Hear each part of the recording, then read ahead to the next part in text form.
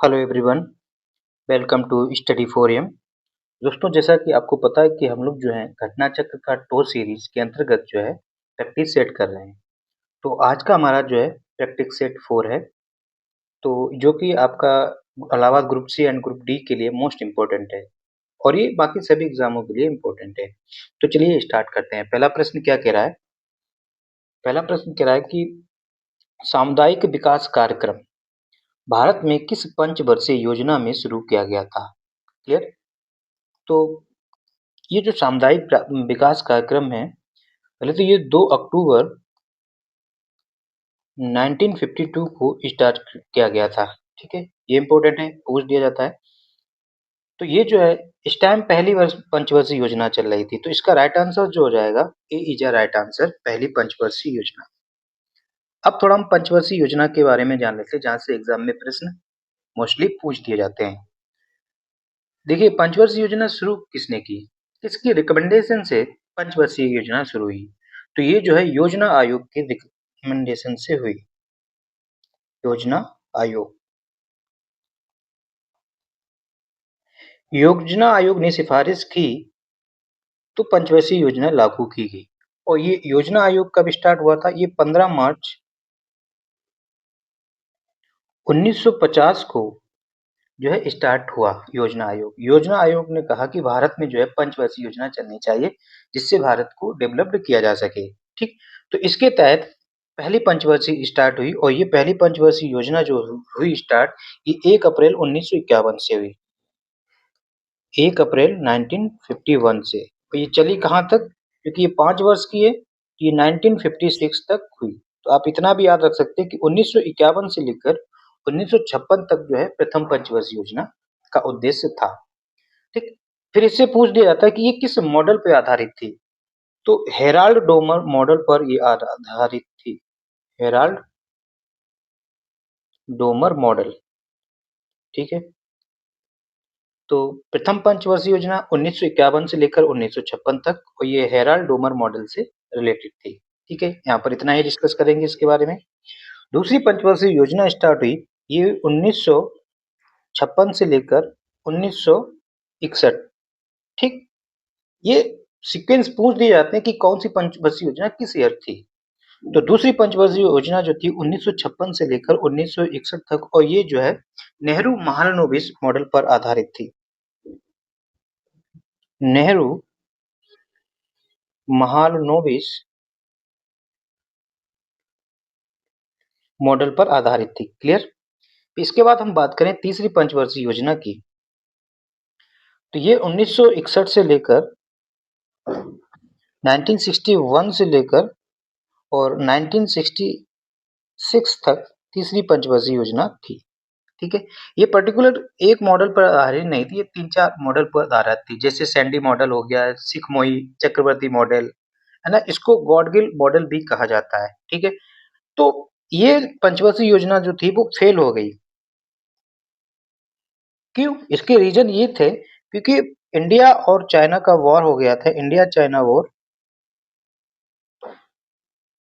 1962 में, है ना।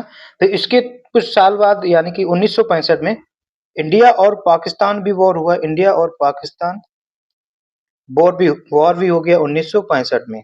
ठीक, जिस कारण और इसी समय जो है भारत में एकदम सूखे की स्थिति आ गई, पूरे भारत में सूखे का अकाल पड़ गया था।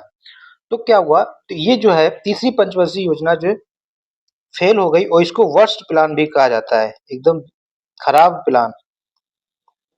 ठीक है भाई, इनकी वजह से ये सब हो गया। तो क्या हुआ, ये सब घटनाएं जब भारत में हुई, तो क्या हुआ कि पंचवर्षीय योजनाओं को विराम कर दिया गया, मतलब कुछ सालों के लिए रोक दिया गया। तो उस समय में इसके बीच जो है वो हो गया योजना विकास आ गया। योजना विकास कहा गया।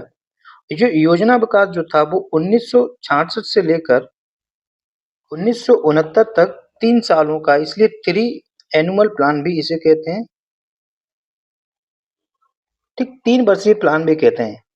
ये जब घटना हुई तो फिर पंचवर्षीय योजना को रोक दिया गया, कुछ समय के लिए 3 सालों के लिए रोक दिया गया, और उसके बीच में योजना अवकाश ला दिया गया। प्रश्न डायरेक्ट पूछ दिया जाता है कि योजना अवकाश जो था किस पंचवर्षीय योजना के बाद आया? तो वो आया आपकी तीसरी पंचवर्षीय योजना के बाद। क्लियर हुआ? इंपॉर्टेंट था। ठीक है, इसके बाद हम अगर बात करें, तीसरी के बाद आई चौथी पंचवर्षीय योजना। ठीक है, फोर्थ चौथी पंचवर्षीय योजना, तो इसको जो है ये रफ कर देते हैं, वर्ष प्लान कहते हैं इतना। अब हम चौथी पंचवर्षीय योजना की हम बात करें, तो ये तीसरी पंच योजना विकास के बाद 1969 से लेकर 1974 तक का जो समय था वो चौथी पंचवर्षीय योजना का था। और इसी पंचवर्षीय योजना में 14 यानी कि 14 वाणिज्यिक बैंक, तो बैंकों का क्या हो गया? राष्ट्रीयकरण। ये मोस्ट इंपोर्टेंट क्वेश्चन है, राष्ट्रीयकरण कर दिया गया। तो क्या क्वेश्चन आ सकता है यहाँ से कि किस पंचवर्षीय योजना में 14 राष्ट्रीय बैंकों का राष्ट्रीयकरण हुआ या वाणिज्यिक बैंकों का राष्ट्रीयकरण हुआ? तो आप क्या बताएंगे? फोर्थ पंचवर्षीय योजना, चौथी पंचवर्षीय योजना में हुआ। या ऐसा भी पूछा जा सकता है कि चौथी पंचवर्षीय योजना में कितनी बैंकों का राष्ट्रीयकरण हुआ था? ये क्वेश्चन एग्जाम में आ चुका है। तो 14 बैंकों का हुआ है, ये आपके एग्जाम के लिए इंपॉर्टेंट है। फिर इसके बाद पंचवर्षीय योजना की हम बात करें, फिफ्थ 5 ईयर प्लान, यहाँ से भी पूछ दिया जाता है। ये जो था 1974 से स्टार्ट हुआ और 1979 तक इसका टारगेट था। ठीक, इसी पंचवर्षीय योजना में गरीबी हटाओ का नारा दिया गया, गरीबी हटाओ का नारा। ठीक, तो किस पंचवर्षीय योजना में गरीबी हटाओ का नारा दिया गया? पांचवी पंचवर्षीय योजना में। उस समय भारत की प्रधानमंत्री जो थी वो श्रीमती इंदिरा गांधी जी थी। क्लियर? तो उन्होंने जो है ये नारा दिया। तो ये क्वेश्चन इंपॉर्टेंट है, पूछ दिया जाता है। लेकिन हाँ, इसमें और क्या दिया गया? इसमें जो है एक 20 सूत्री कार्यक्रम चलाया गया। 20 सूत्री कार्यक्रम किस योजना में चलाया गया? फिफ्थ पंचवर्षीय योजना में चलाया गया। क्लियर हुआ? तो ये तो 5 वर्षीय योजना से पूछ दिए जाते हैं। एक पॉइंट और यहाँ पर याद करने वाला है, पांचवी पंचवर्षीय योजना के बाद जब पांचवी पंचवर्षीय योजना चल रही थी मित्रों, तो क्या हुआ? 1978 में इसको जो है समाप्त कर दिया गया। 1978 में इस योजना को जो है समाप्त कर दिया गया। क्यों? क्योंकि इंडियन नेशनल कांग्रेस जो सरकार थी वो गिर चुकी थी। उसके बाद आई भारतीय जनता दल या जनता पार्टी। तो फिर प्रधानमंत्री बने कौन? मोरारजी देसाई। मोरारजी देसाई ने क्या किया? पांचवी पंचवर्षीय योजना को जो है वो समाप्त कर दिया और उसके स्थान पर इन्होंने जो है रोलिंग प्लान आया। कौन सा प्लान आया? Rolling plan. ठीक, इसको अनवरत प्लान भी कहा जाता है, अनवरत प्लान। ठीक, अनवरत योजना। और ये 1 साल की योजना थी। ठीक, तो रोलिंग प्लान या अनवरत योजना किस पंचवर्षीय योजना के बाद आई? ये आई फिफ्थ पंचवर्षीय योजना के बाद। ये भी एग्जाम में प्रश्न पूछ दिया जाता है। ठीक है, ये तो इम्पोर्टेंट थे। अच्छा, थोड़ा और डिस्कस कर लेते हैं और ऐसा कि एक भी पॉइंट ना छूटे। टोटल अगर हम बात करें, टोटल 5 ईयर प्लान कितने भारत में रहे? ये रहे 12। ठीक, और जो 12वां 5 ईयर प्लान जो था वो 2012 से लेकर 2017 तक इसका प्लान था। ठीक है, बट हुआ क्या, इसी में जो है वो योजना आयोग जो था, योजना आयोग, इसको समाप्त करके इसके स्थान पर नीति आयोग ला दिया गया, नीति आयोग। ठीक है, प्रधानमंत्री नरेंद्र मोदी द्वारा। और ये कब आया? 1 जनवरी 2015 को जो है नीति आयोग बना दिया गया। ठीक, नीति आयोग के अध्यक्ष प्रधानमंत्री होते हैं, उपाध्यक्ष जो है चुने जाते हैं। वर्तमान में उपाध्यक्ष जो है सुब्रमण्यम और सीई जो है बीवीआर सुब्रमण्यम है। ठीक है, ये तो नीति आयोग की फुल फॉर्म भी पूछ जाते हैं, national institution for transforming India, ये नीति आयोग का फुल फॉर्म है। ठीक है, ये आपका रहा। अब जब योजना आयोग समाप्त हुआ, ठीक, उस टाइम भारत के उपाध्यक्ष कौन थे? वो योजना आयोग के उपाध्यक्ष कौन थे? तो ये थे मोंटेक सिंह अहलूवालिया, मोंटेक सिंह अहलूवालिया। ठीक, ये कौन थे? ये अंतिम उपाध्यक्ष थे, अंतिम उपाध्यक्ष। ये भी प्रश्न में पूछा जाता है कि योजना आयोग का अंतिम उपाध्यक्ष कौन था? तो मोंटेक सिंह अहलूवालिया। ठीक है, भाई अगर हम बात करें तो प्रथम उपाध्यक्ष की भी पूछ दिया जाता है, प्रथम उपाध्यक्ष। तो योजना आयोग के प्रथम उपाध्यक्ष कौन थे? ये थे आपके गुलजारी लाल नंदा। गुलजारी लाल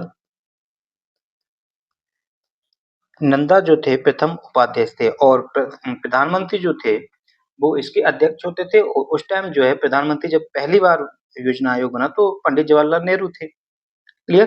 तो आई होप अब आपका पंचवर्षीय योजनाओं से कोई भी प्रश्न मिस नहीं होगा, मोस्टली यहीं से पूछे जाते हैं। तो ये बात क्लियर हुई।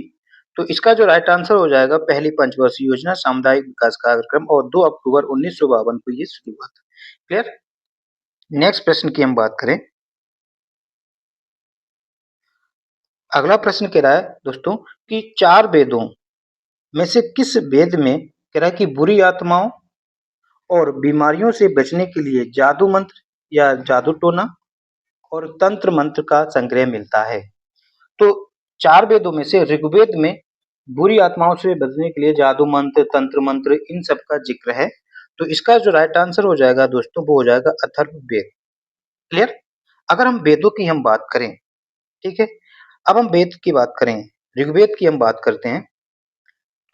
तो वेदों में सबसे पुराना वेद है ये, सबसे पुराना वेद, ये प्रश्न में पूछा जाता है। ठीक? जो ऋग्वेद को पढ़ते हैं उनको, जो पुरोहित होते हैं, ऋग्वेद को पढ़ने वाले को पुरोहित, और उनको कहते क्या थे? उनको होत्र कहते थे। ऋग्वेद के जो पुरोहित थे वो होत्र कहलाते थे। ठीक? ऋग्वेद की अगर हम बात करें, इसमें 10 मंडल और 1028 सूक्त थी। इस 10 मंडल के साथ में, 10 मंडल में 7th मंडल में 10 राग युद्ध का वर्णन मिलता है। 10 राग का मतलब है 10 राजाओं का युद्ध। और ये जो युद्ध हुआ था वो परशुनी नदी के किनारे हुआ था। परशुनी नदी के किनारे। परशुनी नदी को अब जो है रावी नदी कहा जाता है। ये इंपॉर्टेंट है। ये प्रश्न एग्जाम में आ चुके हैं इसलिए डिस्कस कर रहे हैं। ठीक है? इन 10 मंडल में थर्ड जो मंडल है, तीसरे मंडल में गायत्री मंत्र का जिक्र है। गायत्री मंत्र का वर्णन किया गया है। प्रश्न आता है कि गायत्री मंत्र का वर्णन किस वेद में है? तो वो ऋग्वेद में। ऋग्वेद के किस मंडल में अगर ये पूछा जाए तो वो तीसरे मंडल में है। क्लियर? और यहाँ से क्या इंपॉर्टेंट फैक्ट निकल सकते हैं? तो आई थिंक ठीक है, इतना इसके लिए काफी है। दूसरी अगर हम बात करें यजुर्वेद की, ठीक, यजुर्वेद को जो पढ़ता है, जो पुरोहित होता है, उसको अथर्वयु कहते हैं। ठीक है, ये इंपॉर्टेंट है, इसको अथर्वी बोलते हैं। इसमें जो है यज्ञों का वर्णन मिलता है।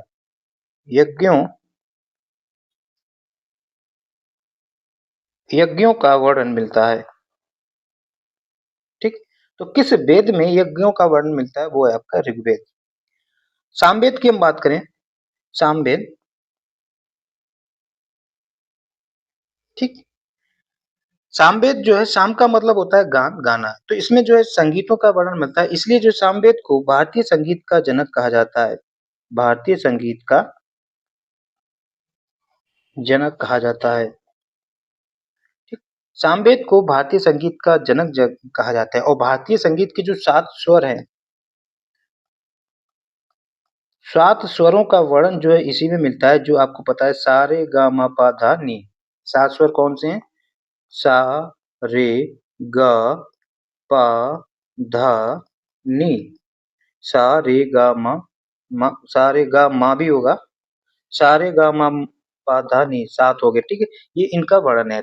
तो और सामवेद को जो पढ़ता है उसको उद्गाता बोलते हैं, उद्गाता। ठीक है, सामवेद के जो पुरोहित होते हैं उनको उद्गाता कहते हैं। ठीक है, लास्ट अगर हम बात करें यजुर्वेद, अथर्ववेद की, अथर्ववेद से तो इंपॉर्टेंट क्वेश्चन बन जाते हैं। ठीक है, ये इतना रफ कर देते हैं। अगर अब हम बात करें अथर्ववेद की, अथर्ववेद, क्लियर, एक तो ये वेदों में अंतिम वेद है, अंतिम वेद। ठीक, वेदों में जो अंतिम वेद जो है वो है अथर्ववेद, ये इंपॉर्टेंट है। ठीक, अथर्ववेद में ही आपके क्या जादू टोना, तंत्र मंत्र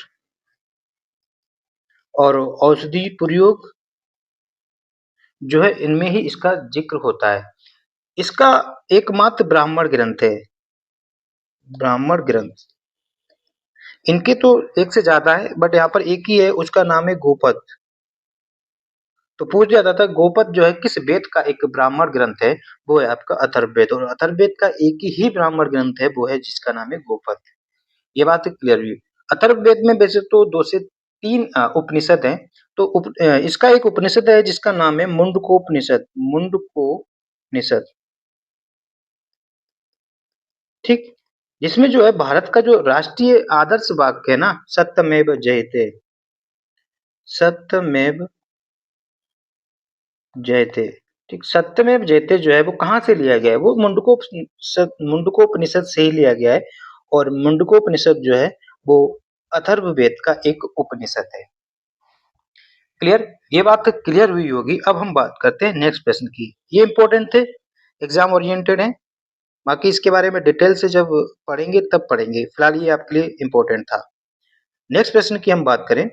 अगला प्रश्न कह रहा है कि वर्ष 1526 में पानीपत के प्रथम युद्ध में बाबर ने किस सुल्तान को पराजित किया था। कह रहा है कि फर्स्ट बैटल ऑफ पानीपत जो है ये 1526 को हुआ। इसमें बाबर ने किसको हराया था, तो बाबर ने जो है इब्राहिम लोदी को हराया था, ठीक। बाबर के बारे में क्या फैक्ट आ सकता है, बाबर की एक ऑटोबायोग्राफी है जिसका नाम है बाबरनामा, ठीक। बाबरनामा। तो ये बाबरनामा किस भाषा में थी, ये तुर्की भाषा में है। इसको कन्वर्ट किया फारसी भाषा में किसने अनुवादित किया, फारसी भाषा में। तो फारसी भाषा में अनुवादित करने वाले जो व्यक्ति है वो है अब्दुल रहीम खानी खान, अब्दुल रहीम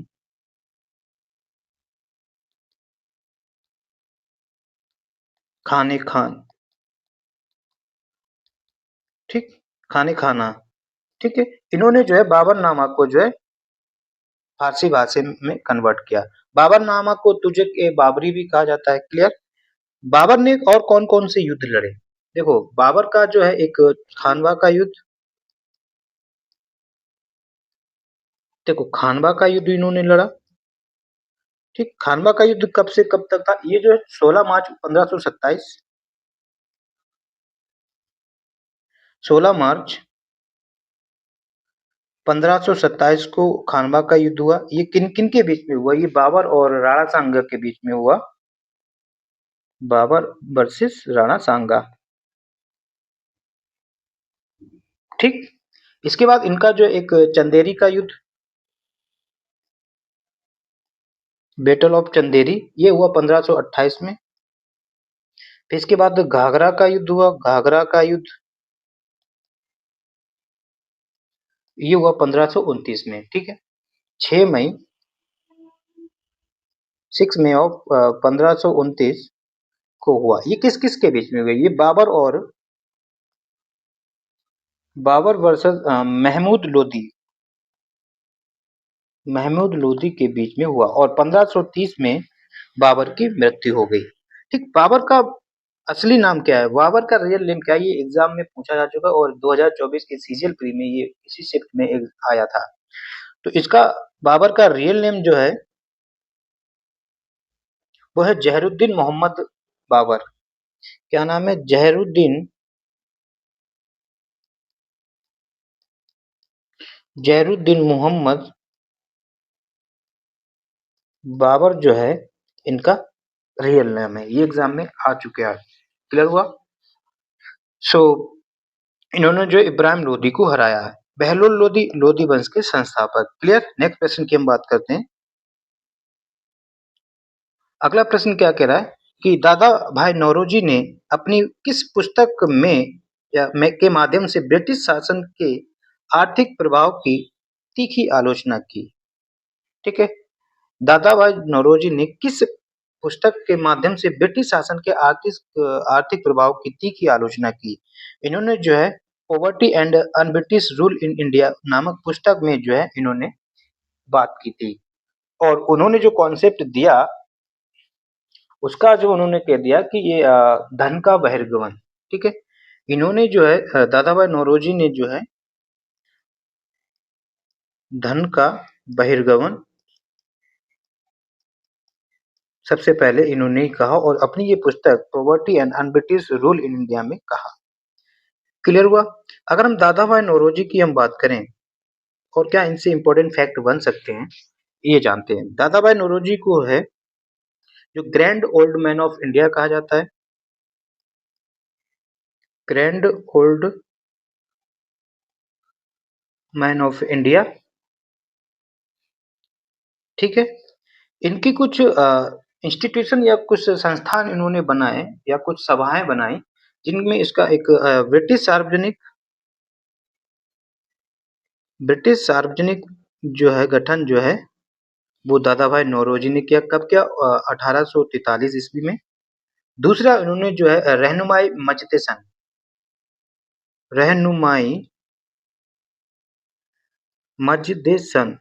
मजदे सन इन्होंने गठित किया और ये किया 1851 में। इसके बाद इन्होंने जो है ईस्ट इंडिया एसोसिएशन, ये इंपॉर्टेंट है। ईस्ट इंडियन एसोसिएशन होना चाहिए, एसोसिएशन का गठन किया और ये किस ईयर में किया? इन्होंने किया 1866 में। दादा भाई नौरोजी का एक पत्र है जो गुजराती भाषा में जिसका नाम है राष्ट्रगोप्तार, ठीक है। राष्ट्रगोप्तार इनका एक गुजराती पत्र है जो कि दादा भाई नौरोजी का है। इन्होंने जो है इंडियन नेशनल कांग्रेस का सेकेंड सेशन कब? 1886 को इंडियन नेशनल कांग्रेस का सेशन किया जो कि कलकत्ता में हुआ था। कलकत्ता, कोलकाता लिख लो, ठीक। कोलकाता में किया इन्होंने ही जो है 1906 को भी जो एक सेशन हुआ था, कहाँ? वो भी कलकत्ता में हुआ था, दादा भाई नौरोजी ने किया। ये बात समझ में आई? दूसरी दादा भाई नौरोजी से इंपॉर्टेंट एक मोस्ट इंपॉर्टेंट क्वेश्चन है जो वो है ब्रिटिश पार्लियामेंट, ठीक। ब्रिटिश पार्लियामेंट में सदस्य बनने वाले पहले भारतीय जो थे वो कौन है? दादा भाई नौरोजी है। एक बार फिर हम बता दे रहे हैं कि ब्रिटिश पार्लियामेंट में सदस्य चुनने वाले पहले भारतीय वो है दादा भाई नौरोजी। और ये कहाँ से चुने गए थे? ये ब्रिटेन के फिंसबरी नामक जगह से चुने गए थे, ठीक। कहाँ से चुने गए थे? फिंसबरी में। सारे पॉइंट इंपॉर्टेंट थे, एग्जाम ओरिएंटेड थे, कुछ भी आ सकता है। सो समझ में आया? नेक्स्ट प्रश्न की हम बात करते हैं। प्रश्न नंबर 4 क्या कह रहा है कि भारतीय संविधान का भाग 4 निम्न में से किसका वर्णन करता है? तो ये जो करता है डीपीएसपी का करता है, डीपीएसपी, ठीक। नीति निर्देशक तत्वों की बात करता है। डीपीएसपी मतलब directive principle of state policy. ये एक बार वीडियो में पूछा गया डीपीएसपी की फुल फॉर्म क्या है? तो डीपीएसपी की फुल फॉर्म है directive principle of state policy. ये भी एग्जाम में पूछ दिए जाते हैं। इसका जिक्र तो भाग 4 में है। और अनुच्छेद की हम बात करें, अनुच्छेद कहाँ से कहाँ तक ये है? तो ये अनुच्छेद 36 से लेकर 51 तक जो है वो डीपीएसपी की बात करता है। क्लियर? मौलिक अधिकारों की हम बात करें तो मौलिक अधिकार जो है मित्रों भाग 3 में है। भाग 3 को भारत का मैग्ना कार्टा कहा जाता है, भारत का मैग्ना कार्टा कहा जाता है, ये भी इंपॉर्टेंट है। और भाग 3 जो है फंडामेंटल राइट जो है वो अनुच्छेद 12 से लेकर अनुच्छेद 35 तक जो है वो फंडामेंटल राइट की बात करता है। वर्तमान में टोटल 6 फंडामेंटल राइट हैं, 7 थे जो कि खत्म कर दिया गया। ये था आपका संपत्ति का अधिकार, ठीक है। संपत्ति का अधिकार, पहले ये फंडामेंटल राइट था बट इसको अब फंडामेंटल राइट खत्म करके इसको जो है कानूनी अधिकार कर दिया गया। और कौन से संविधान संशोधन के तहत? 44वां संविधान संशोधन अमेंडमेंट एक्ट 1978 के तहत जो है इसको समाप्त कर दिया गया। अब जो है ये कानूनी अधिकार कर दिया गया है और इसको जो है अनुच्छेद 300 ए में रखा गया है, ठीक है। ये संपत्ति का अधिकार था कौन सा फंडामेंटल राइट? ये था article 31। Got it my point? So ये इंपॉर्टेंट पॉइंट थे। अगर हम बात करें मौलिक कर्तव्यों की, मौलिक कर्तव्य जो हैं वो भाग 4 ए में है, भाग 4 ए में, और ये अनुच्छेद 51 ए में है। टोटल हमारे जो हैं 11 मौलिक कर्तव्य हैं। फंडामेंटल राइट की बात करें, ये अमेरिका से लिया गया है, ठीक है। सो इम्पोर्टेंट थे। नेक्स्ट प्रश्न की हम बात करते हैं। अगला प्रश्न कह रहा है कि संविधान के अनुच्छेद 17 के अनुसार निम्नलिखित में से किसे समाप्त कर दिया गया है और किसी भी रूप में इसका अभ्यास निषिद्ध है। तो ये आपका अनटचेबिलिटी या अप्रस्तुतता का अंत जो है अनुच्छेद 17 में है। क्लियर? अनुच्छेद अभिव्यक्ति की स्वतंत्रता जो है वो अनुच्छेद 19 फर्स्ट में इसका वर्णन है। क्लियर? नेक्स्ट प्रश्न की हम बात करें। अगला प्रश्न कह रहा है कि राज्यसभा का सदस्य बनने के लिए एक भारतीय नागरिक को न्यूनतम आय कितनी होनी चाहिए? मिनिमम आय पूछा है, तो न्यूनतम आय जो है वो 30 वर्ष होनी चाहिए, ठीक है। राज्यसभा का मेंबर बनना है तो आपकी न्यूनतम आय 30 वर्ष होनी चाहिए। क्लियर?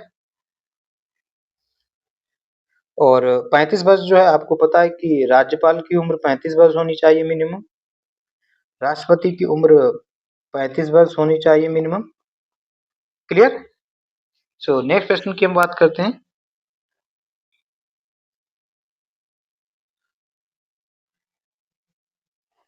निम्नलिखित में से कौन सा भारत का सबसे पुराना उच्च न्यायालय है? तो वो है आपका कोलकाता या कलकत्ता उच्च न्यायालय, ठीक है।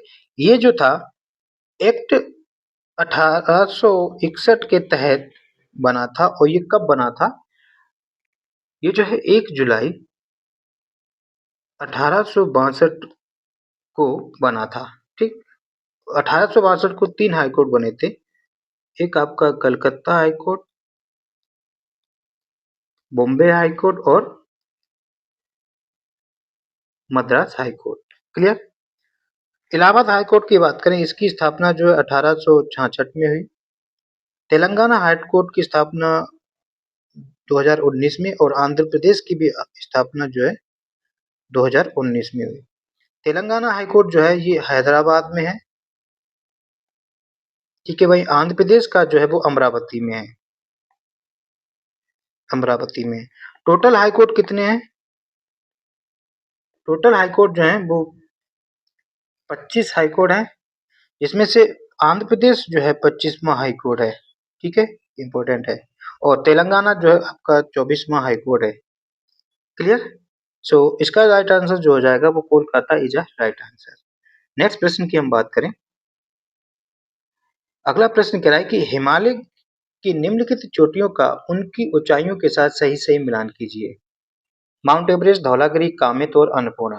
आपको पता है कि माउंट एवरेस्ट की जो ऊंचाई है वो 1848 मीटर है। अब इसकी कुछ ऊंचाई बढ़ चुकी है, ठीक है। तो अब इसकी ऊंचाई जो है लगभग एग्जैक्ट अगर पूछा जाए तो इतनी हो गई, क्योंकि ये धीरे धीरे जो है ना बढ़ रहा है। टेक्टोनिक प्लेटें एक दूसरे की तरफ जा रही है तो ये ऊंचाई खिंचती है। ये कॉन्सेप्ट एक अलग बात करेंगे। धौलागिरी की अगर हम बात करें तो इसकी ऊंचाई जो है बी ए होगा 8172 मीटर है। कामेत की ऊंचाई जो है 7756 है, ठीक, 7756 मीटर। वहीं अन्नपूर्णा बच्चा 8078 मीटर, 8778 मीटर है, ठीक है। माउंट एवरेस्ट की अगर हम बात करें तो इसका जो राइट आंसर हो जाएगा ए का बी, दो का ए का बी, दो का तीन का डी और चार का सी। सो इसका राइट आंसर जो हो जाएगा दोस्तों वो D is right answer. Mount Everest को दूसरा नाम क्या है? माउंट एवरेस्ट का दूसरा नाम है सागर माथा भी कहा जाता है। ये बिग एग्जाम ओरिएंटेड क्वेश्चन है। ये नेपाल में है, ठीक है। धौलागिरी कहाँ है? धौलागिरी भी आपका कहाँ है, किस देश में है? ये आपका नेपाल में है, ठीक। कामेत की हम बात करें, कामेत जो है अपने भारत में उत्तराखंड में है, उत्तराखंड। और अन्नपूर्णा भी आपका नेपाल में है, ठीक। तो इसका राइट आंसर जो हो जाएगा D is right answer. Next प्रश्न की हम बात करें। अगला प्रश्न कह रहा है कि कटीले वन तथा झाड़ियां भारत के किन भागों में पाए जाते हैं? देखो मित्रों, कटीले वन और झाड़ियां जो हैं उस क्षेत्र में होती हैं जहां पर वर्षा जो है सेंटीमीटर से कम वर्षा होती है, ठीक है। जहाँ पर 17 सेंटीमीटर से कम वर्षा होती है, ऐसी जगह जो है कटीले वन और झाड़ियाँ पाई जाती हैं। तो ये जो है भारत के उत्तर पश्चिमी क्षेत्र में पाई जाती हैं, ठीक है। तो इसका राइट आंसर जो हो जाएगा वो डी इज राइट आंसर। प्रश्न नंबर 11 की हम बात करें, कह रहे कि भारत हरित क्रांति में किस प्रकार के बीजों ने एक अहम भूमिका निभाई थी? भारत की हरित क्रांति में किस प्रकार के बीजों ने एक अहम भूमिका निभाई थी? तो हरित क्रांति की अगर हम बात करें तो भारत में हरित क्रांति के जनक जो हैं वो जाने जाते हैं M S Swaminathan. M S Swaminathan, ठीक है। एम एस स्वामीनाथन जो है जनक है। अगर पूरे विश्व की बात करें तो वो है आपके नॉर्मन बोरलॉग, जो है पूरे विश्व में हरित क्रांति के जनक माने जाते हैं। जो हरित क्रांति में भारत में जो थे वो हाई यील्डिंग वैरायटी सीड्स आए थे, ठीक। हाई यील्डिंग वैरायटी सीड्स, कभी-कभी वो H/B भी दे देता है, यानी कि उच्च उपज वाली किस्में आई थी। तो इसका राइट आंसर जो हो जाएगा ए इज राइट आंसर। बीज कौन-कौन से आए थे? एक तो आया था आपका दोस्तों गेहूं का बीज आया था, दूसरे चावल के आए थे, ठीक। गेहूं के बीज किस देश से आए थे? तो वो आए थे मैक्सिको से, मैक्सिको। और वहीं चावल के जो बीज आए थे वो आए थे फिलीपींस से, फिलीपींस, ठीक है। तो ये इंपॉर्टेंट क्वेश्चन है, ये कई बार आ चुके हैं। तो इसका राइट आंसर जो हो जाएगा वो A is a right answer. Clear. Next प्रश्न की हम बात करते हैं। अगला प्रश्न कह रहा है कि मध्य प्रदेश का कौन सा जिला, मध्य प्रदेश का कौन सा जिला, यहाँ तभी नहीं होगा, यहाँ पर होगा तांबा, ठीक। तांबा का अग्रणी उत्पादक है, तो ये है आपका बालाघाट, ठीक। मध्य प्रदेश का बालाघाट जो है तांबा का अग्रणी उत्पादक जिला है। भोपाल में आपने जानते हैं कि एक भोपाल गैस त्रासदी हुई थी, भोपाल गैस ट्रेजेडी या त्रासदी। ये बच्चों दोस्तों कब हुई थी, किस ईयर ये घटना हुई थी? तो ये घटना जो है 3 दिसंबर 1984 को ये घटित हुई थी। इंपॉर्टेंट डेट है, एग्जाम में कई बार आ चुका है। और इसमें किस गैस के कारण हुई थी? वो थी मिथाइल आइसोसाइनेट, मिथाइल आइसोसाइनेट, ठीक। ये याद रखना मिथाइल आइसोसाइनेट थी, इसको कंफ्यूज ना करना साइनाइड से, क्योंकि एग्जाम में ये दोनों ही दे देते हैं, मिथाइल आइसोसाइनेट और या मिथाइल आइसोसाइनाइड या मिथाइल आइसोसाइनेट। तो मिथाइल आइसोसाइनाइड वाला नहीं होगा, ठीक। तो मिथाइल आइसोसाइनेट गैस के कारण ये हो गई थी। क्लियर। सो इसका राइट आंसर जो हो जाएगा वो बालाघाट इज राइट आंसर। प्रश्न नंबर 13 की हम बात करें, कह रहा है कि निम्नलिखित में से किस ग्रह को पृथ्वी की जुड़वा बहन या ग्रह कहा जाता है? तो इसका जो राइट आंसर हो जाएगा वो शुक्र कहा जाता है, शुक्र को कहा जाता है। क्यों? क्योंकि ये साइज, शेप और व्यास में पृथ्वी के समान है, इसलिए इसको कहा जाता है। अगर हम शुक्र ग्रह की हम बात करें, ठीक। पहले हम ये जान लेते कि ये सपोज ये सन है आपका, ठीक। ये सन है, तो सन से दूरी के हिसाब से भी पूछ देते हैं कि सबसे नजदीक कौन सा है, फिर उससे ऐसे क्रम से जो है आप जानते हैं कि आपके पास जो है अभी वर्तमान में 8 ग्रह हैं। तो 8 ग्रह जो वर्तमान में स्थिति से अगर हम बात करें, ये 8 ग्रह हैं, यहाँ से एग्जाम में पूछ जाते हैं तो समझ लेते हैं। ये कोई 8 ग्रह हैं, ठीक, 4 4 8। इसको ट्रिक हम बताएं, सूर्य से दूरी के आधार पर बेहतरीन ट्रिक है, आपको याद हो जाएगी। हम कह रहे हैं कि मेवे, मेवे की यहाँ पर लिख देते हैं मेवे, ये ई है कि माँ जी सुन, ठीक। मेवे की माँ जी सुन, ये ट्रिक है, मेवे की माँ जी सुन। में से आप जानते हैं मरकरी, बी से वेनस, वीनस, ई से हमारा अर्थ, और की का कोई मतलब नहीं है, माँ से मार्स, जी से आप ले लीजिए जुपिटर, एस से सैटर्न, और यू से यूरेनस, एन से नेपच्यून। ठीक, नेपच्यून। क्या ट्रिक है? मेवे की माँ जी सुन। ठीक है, तो सबसे नजदीक नजदीक क्या? मरकरी मतलब बुध, वीनस मतलब शुक्र, अर्थ पृथ्वी, मार्स मंगल, जुपिटर का मतलब बृहस्पति, सैटर्न का मतलब शनि, यूरेनस का मतलब अरुण, और नेपच्यून का मतलब वरुण। क्लियर? अब हम बात करते हैं एग्जाम ओरिएंटेड पॉइंट। सबसे नजदीक क्या है? बुध ग्रह जो है सबसे नजदीक है। ठीक है, आप लिख लेना। मरकरी के सूर्य के सबसे नजदीक ग्रह जो है वो मरकरी है, और ये सबसे छोटा ग्रह भी है, इसका कोई भी उपग्रह नहीं है। वीनस की हम बात करें, शुक्र की, एक तो इसे पृथ्वी के जुड़वा कहा जाता है। सबसे गर्म उपग्रह कौन सा है? आपका शुक्र है। ठीक, और सबसे चमकीला भी यही है। सबसे चमकीला उपग्रह ग्रह कौन सा है? शुक्र। सबसे गर्म ग्रह शुक्र, सबसे चमकीला ग्रह कौन सा है? शुक्र है। इसको शाम का तारा भी कहते हैं, शाम का तारा कहा जाता है। इसको सुबह का तारा भी कहा जाता है। ठीक, शाम का तारा कहा जाता है, सुबह का तारा कहा जाता है इसको, शुक्र ग्रह को। क्लियर? और इसका भी कोई उपग्रह नहीं है। अर्थ के बारे में आप जानते हैं, इसका चंद्रमा उपग्रह है। मार्स, मार्स ग्रह को आप लाल ग्रह भी कहते हैं। ठीक, और दूसरा इसके दो उपग्रह हैं, पूछ दिए जाते हैं, फोबोस और डीमोस। फोबोस और डीमोस जो हैं, इसके दो उपग्रह हैं जो एग्जाम ओरिएंटेड हैं, आ जाते हैं। जुपिटर जो है बृहस्पति ग्रह सबसे बड़ा ग्रह है। ठीक, ये आकार में सबसे बड़ा ग्रह है। पृथ्वी की हम बात कर लेते हैं। देखो पृथ्वी, ये पूछ लेता कि पृथ्वी सन से दूरी के साथ में कौन सा ग्रह है? ये आपका थर्ड ग्रह है। अगर हम साइज की हम बात करें तो हमारा पृथ्वी आकार में पांचवा सबसे बड़ा ग्रह है। ठीक, सैटर्न शनि ग्रह, यूरेनस मतलब अरुण ग्रह, और नेपच्यून मतलब वरुण ग्रह। ठीक, बाकी तो देखो ये सभी जो ग्रह हैं, पृथ्वी हो गया, मंगल हो गया, जुपिटर हो गया, ये हो गया, और नेपच्यून हो गया, सैटर्न हो गया, ये सभी एंटी क्लॉकवाइज घूमते हैं, यानी कि इधर को घूमते हैं।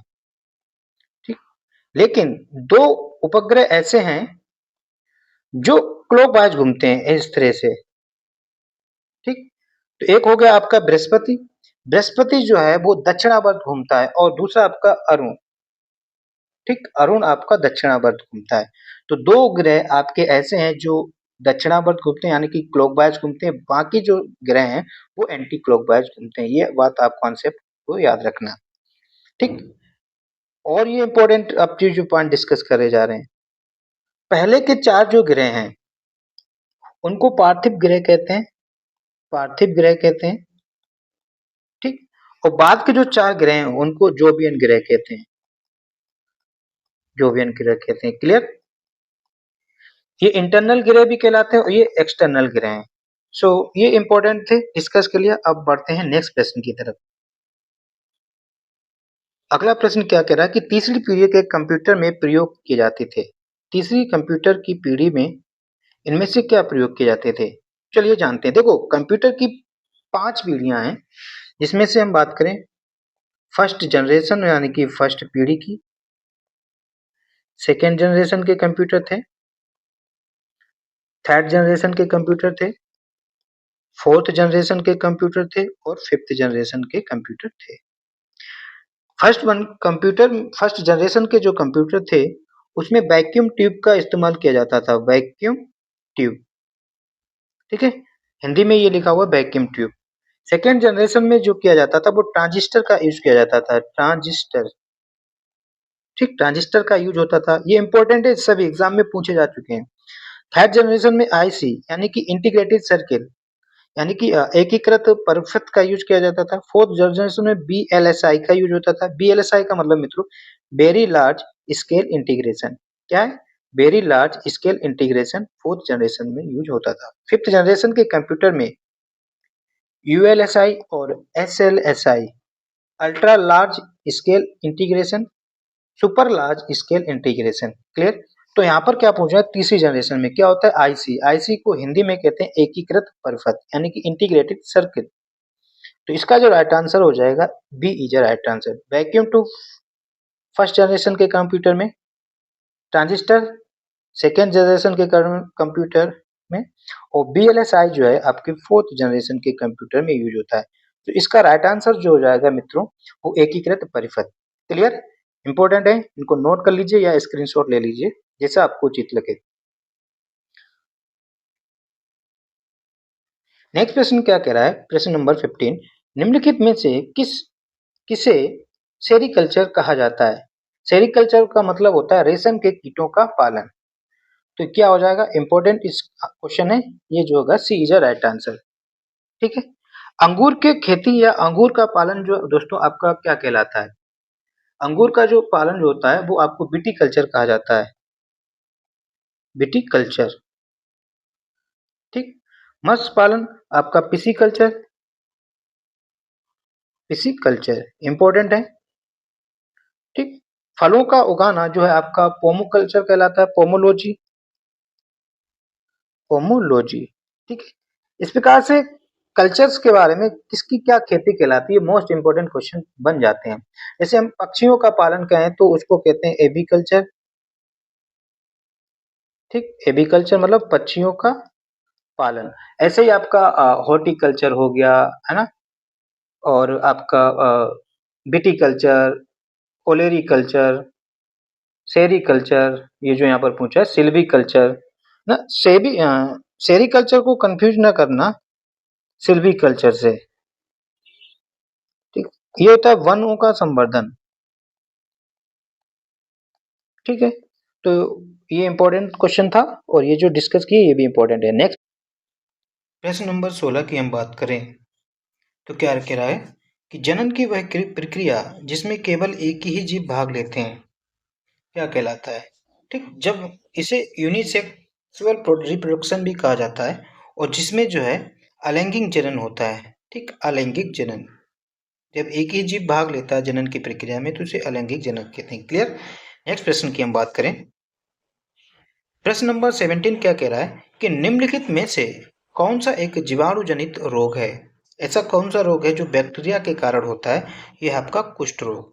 कुष्ठ रोग जिस बैक्टीरिया का से होता है उस बैक्टीरिया का नाम है माइकोबैक्टीरियम लेप्री, माइकोबैक्टीरियम लेप्री। ठीक है, ये इसके कारण होता है। क्लियर। अगर हम जीवाणु की हम बात करें तो जीवाणु की खोज जो है वो ल्यूवेनहॉक ने की। ल्यूवेनहॉक जो है जीवाणु की खोज करता है। मलेरिया की अगर हम बात करें, मलेरिया जो है दोस्तों प्रोटोजोआ के कारण होने वाला एक रोग है, प्रोटोजोआ के कारण डिसीज होता है। वो जो प्रोटोजोआ जिसका नाम है प्लाज्मोडियम, प्लाज्मोडियम। तो ये प्लाज्मोडियम नामक प्रोटोजोआ से होता है, और ये किस इसका वाहक कौन है, प्लाज्मोडियम जो है वो मादा मच्छर एनाफिलिस इसका वाहक है। ठीक है। और अगर मलेरिया के जनक की हम बात करें तो रोनाल्ड रोज जो हैं वो मलेरिया के जनक हैं। ठीक। क्लियर। रेबीज की हम बात करें, ये आपका वायरस जनित रोग है, ये रेबीज से ही होता है। इसको जो है हाइड्रोफोबिया भी कहा जाता है, हाइड्रोफोबिया। हिंदी में कहीं इसे जलंतक भी कहता है, जलंतक भी कहा जाता है, क्योंकि जिसे रेबीज हो जाता है उसे पानी से डर लगता है, इसलिए हाइड्रोफोबिया कहा जाता है। ठीक। रेबीज की वैक्सीन जो है, रेबीज की फर्स्ट वैक्सीन जो है वो किसने बनाई, लुई पाश्चर ने बनाई। लुई पाश्चर ने जो है रेबीज की फर्स्ट वैक्सीन ने बनाई। क्लियर। और इसकी फर्स्ट वैक्सीन लेने वाला व्यक्ति कौन था, फर्स्ट वैक्सीन किसने ली, ये भी एग्जाम में पूछ दिया जाता है। तो जोसेफ मेस्टर। ठीक है, जोसेफ मेस्टर जो हैं वो रेबीज की वैक्सीन लेने वाले पहले व्यक्ति हैं। क्लियर। और ये कुत्ता और बिल्ली इन सब से फैलती है। वायरस के खोजकर्ता कौन है? जीवाणु के तो ल्यूवेना के इवानो बक्सी, इवानो बक्सी। ठीक, ये वायरस के खोजकर्ता हैं। वायरस जो है निर्जीव और सजीव दोनों की तरह कार्य करता है। जब ये निर्जीव में आ जाता है तो निर्जीव की तरह, अदरवाइज ये सॉरी जब ये सजीव में आ जाता है तो सजीव की तरह कार्य करता है, और जब निर्जीव होता है तो निर्जीव अवस्था में होता है। क्लियर। नेक्स्ट प्रश्न की हम बात करें। अगला प्रश्न कह रहा है कि टमाटर में मुख्यतः निम्न में से कौन सा अम्ल पाया जाता है? इस प्रकार के प्रश्न भी पूछ दिए जाते हैं। तो टमाटर में जो है ऑक्जेलिक अम्ल पाया जाता है। ठीक है। टार्टरिक अम्ल की बात करें तो अंगूर में जो है दोस्तों टार्टरिक अम्ल पाया जाता है। इमली में टार्टरिक अम्ल पाया जाता है। एस्टिक अम्ल जो है वो आपका सिरका में पाया जाता है। ठीक। सेब का भी पूछ लेते हैं कि सेब में कौन सा पाया जाता है? तो सेब में जो है, एप्पल में जो है आपका मैलिक अम्ल पाया जाता है, मैलिक अम्ल। वहीं अगर नींबू की हम बात करें तो नींबू में सिट्रिक अम्ल पाया जाता है। ठीक है, सिट्रिक अम्ल नींबू में पाया जाता है। क्लियर। और दूध में पूछा जाए तो दूध का जो है लैक्टिक अम्ल पाया जाता है, लैक्टिक अम्ल, लैक्टिक अम्ल दूध में पाया जाता है। प्याज में कौन सा पाया जाता है? सल्फ्यूरिक अम्ल नहीं, सल्फ्यूरिक अम्ल पाया जाता है। ठीक है, सल्फ्यूरिक अम्ल जो है प्याज में पाया जाता है। क्लियर। बाकी और एग्जाम आगे जब डिस्कस करेंगे तो पढ़ेंगे। नेक्स्ट प्रश्न की हम बात करें। अगला प्रश्न कह रहा है कि रंग राजन समिति संबंधित है। तो दोस्तों रंग राजन समिति जो है 2012 में आई, और ये जो है गरीबी का आकलन करने के लिए बनाई गई थी। क्लियर। नेक्स्ट प्रश्न की हम बात करें। अगला प्रश्न कह रहा है कि गरबा किस त्योहार के दौरान किया जाता है? गरबा जो है दोस्तों एक लोक नृत्य है, और ये कहाँ का है? ये जो है दोस्तों गुजरात राज्य का एक लोक नृत्य है, और ये जो है नवरात्रि के समय किया जाता है। बिहू जो है असम का एक त्योहार है, वो असम का नृत्य है। पोंगल जो है तमिलनाडु से रिलेटेड है, तमिलनाडु का एक त्योहार है।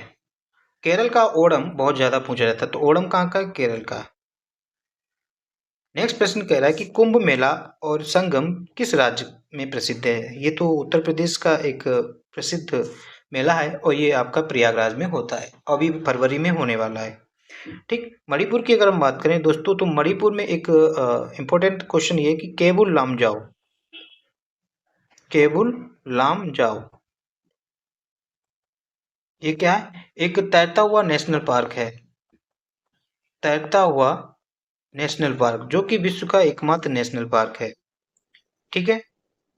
और कुंभ मेला की अगर हम बात करें, कुंभ मेला, कुंभ मेला का भारत में कहाँ कहाँ आयोजन होता है? एक तो आपका यूपी में होता है, दूसरा आपका उज्जैन में, यूपी में जानते हैं कि प्रयागराज में, तीसरा आपका नासिक में होता है,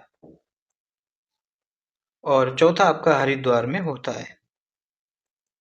ठीक है, इंपॉर्टेंट थे। नेक्स्ट प्रश्न की हम बात करते हैं। अगला प्रश्न कह रहा है कि बाडा का पूरा नाम क्या है, या बाडा का फुल फॉर्म क्या है? बाडा का फुल फॉर्म जो था world anti doping agency, world anti doping agency. तो इसका राइट आंसर जो हो जाएगा ए हो जाएगा। बाडा क्या करता है, जो एथलेटिक्स होते हैं, जो खिलाड़ी होते हैं स्पोर्ट्स वाले, उनको ड्रग्स की चेकिंग करता है कि या किसी ड्रग्स लेकर तो नहीं खेलता है, तो जब वो पाए जाते हैं उनको बैन कर देता है। बाडा के अगर हम हेडक्वार्टर की हम बात करें तो इसका हेडक्वार्टर जो है वो मॉन्ट्रियल शहर में है, और ये कहाँ है? कनाडा में। ठीक, कनाडा का एक शहर मॉन्ट्रियल, वहां पर इसका हेडक्वार्टर है, और इसकी स्थापना जो है 1999 को हुई थी। क्लियर। नेक्स्ट प्रश्न की हम बात करें।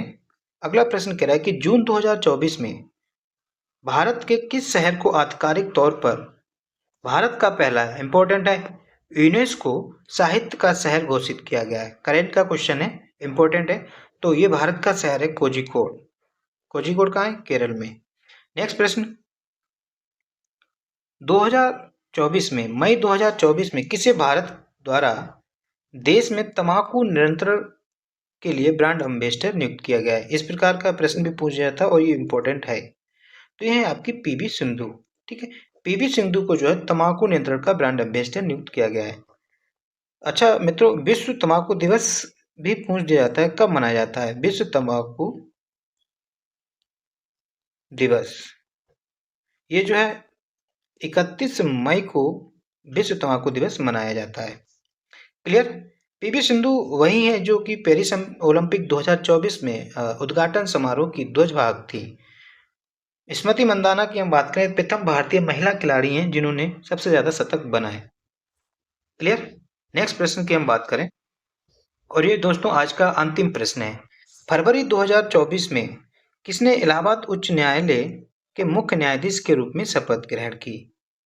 तो ये आपके न्यायमूर्ति अरुण भंसाली। इलाहाबाद हाईकोर्ट की स्थापना 1866 में हुई थी। क्लियर? सो ये इंपॉर्टेंट क्वेश्चन थे। उम्मीद करते हैं दोस्तों ये सेशन जो है आप लोगों को पसंद आया होगा और सभी क्वेश्चन एग्जाम ओरिएंटेड इंपॉर्टेंट थे। ठीक है, तो बस अगर आपको पसंद आया तो वीडियो को लाइक कर दें, और अंत में आपसे एक ही बात कहना चाहेंगे कि अगर आप चैनल में नए हैं तो आप चैनल को सब्सक्राइब कर दें, क्योंकि आपका ही सहयोग हमें चाहिए। आपके ही दम पर धीरे धीरे हम आगे बढ़ेंगे। हालांकि अभी हमारे सब्सक्राइबर कम है, नया चैनल बनाया है, नया पढ़ाना स्टार्ट किया है यूट्यूब में। सो आपको क्वालिटी कंटेंट मिलेगा हमारी तरफ से, बस आपका सपोर्ट हमें चाहिए और आप इस तरह से पढ़ते रहिए, खुश रहिए। जय हिंद, जय भारत।